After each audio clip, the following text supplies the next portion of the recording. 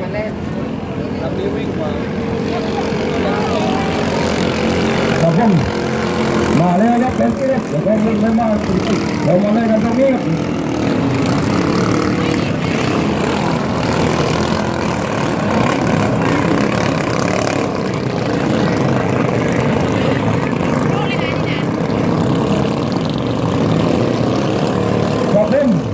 เอาเลยครับตรงนี้ครับมาเลยครับคนอื่นพุ่งมาเข้าไปครับ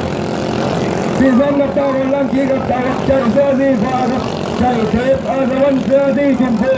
ที่เดินบันไดลงกระคนกับเสื้อเทียนแก้วจันเสื้อที่แก้วจำนานจันทองเสื้อที่เลี้ยงครับนี่คือชิงชาเลครับเราไปเราไปโซ่เสื้อที่ปีกันนะครับเรามาเล่นกันตรงนี้ครับเอาเลยครับเอาเลยครับตรงนี้รู้สึกว่านะครับเกี่ยวกับเสื้อที่ส้มกับเป็นปูน้ำกับตัวนี้เสื้อสีส้มเสื้อที่ส้มต้องวันวันที่ครับวันวันที่ครับนำเป็นสีเหลืองกับตัวนี้นะครับ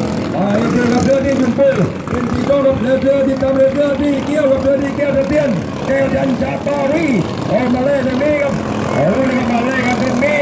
นะครับคนรางวัลมาป้ายจริงๆกับตอนนี้ตาไปแล้วครับโอ้เลยครับเรามาเล่นกับเอาตัวกับชนะเลิศ8,000ไปเลยโอ้ครับตรงนี้8,000 บาทครับสำหรับรางวัลชนะเลิศและการลดล่างกันมาได้ทุกลำ6,000 นั้นเรามาเล่นกันตรงนี้ครับนี่คือประตูตัดเลยครับการันตีโดยท่านนายกนะครับท่านนายกนิคมชายมากครับเรามาเล่นตรงนี้ครับใครคว้าตัวชนะเลิศและเงินรางวัล8,000ครับสำหรับชนะเลิศโอ้เลยครับตรงนี้นี่คือนะครับรอบชิงชนะเลิศครับในรุ่นอายุ40 ปี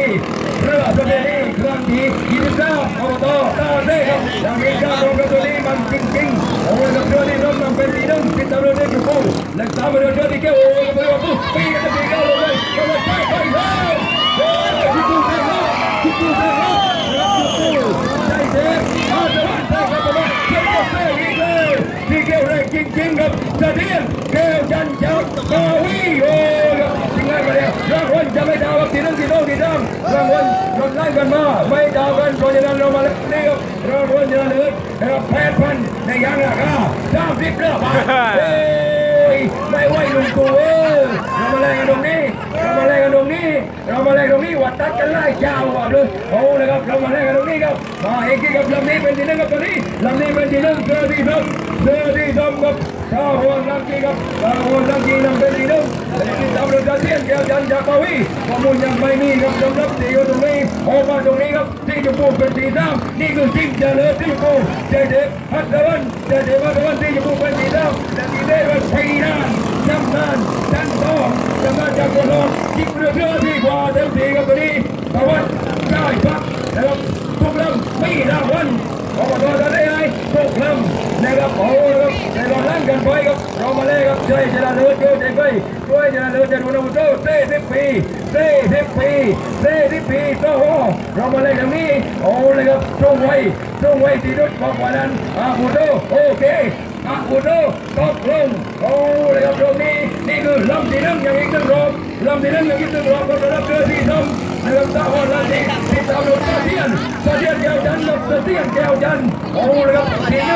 8,000และรถไล่กันมาครับโอ้เลยครับตรงนี้หัดไปเต็มทีครับนี่คือรุ่นอาวุโสไม่ธรรมดาเมื่อใจยาเป็นใจว่าจริงๆพี่นายโอ้โหไม่ธรรมดาครับจำนานจะลงจากคนโดนหัดจริงๆกับตัวนี้ก็เป็นดีเด้จำนานเป็นดีเด้เบียไม่ดาว1 2 3เด้เบียไม่ดาวเฮ้ยเอากันแล้วตรงนี้เอากันไปเรื่อยๆครับเอามาแลกกับกว่าใจลบไปกว่าเงินสดลบไปให้ครับอบตตาเด้ใจตึงไม่ต้องห่วงนายกมีกองใจไหมรวยกันเลยจ้าโอเคว่าคืออันเข้ามาแกก็แล้วว่าโอ้ยมาบอกว่าตอนนี้มันจะโดนกับเรือที่ดำตะวันออกที่ติดตามเรือที่เดียวแก้วจันทร์เรือที่ชมพูจะเก็บอาเจ้า